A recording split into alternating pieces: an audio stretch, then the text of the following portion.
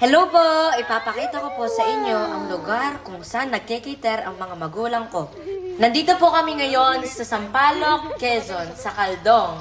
Ito po ay katabi ng aming bayan. From Lokban to Caldong is 45 minutes po. Pa-follow, love, and share na rin po ng video. Sana po marating niyo po ito. Ang ganda-ganda po sa D-Farm. At ang dami-dami din po ditong mga hayop tulad ng ostrich, imported na kabayo, usa, at madami pa. At maraming salamat din po sa napakabait ng owner ng D-Farm, kay Ma'am Sitaw. At matutuwa din po kayo dito at ang lilinggit po ng mga puno ng niyog, napakadaling kunin ng bunga.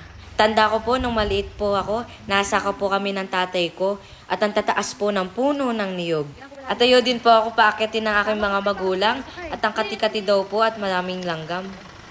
Ang sarap po sa pakiramdam pag nakakakita po ng maraming puno at mga hayop.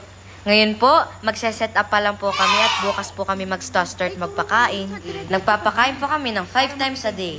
Ang mga pinapakain po namin ay yung mga nagse-seminar po sa PCA. Dito na din po pala kami nagluluto para po hindi balik-balik, Lokban to Sampaloc. Ito po ang mga nagse-seminar, Coconut Farmers and Industry Development Plan.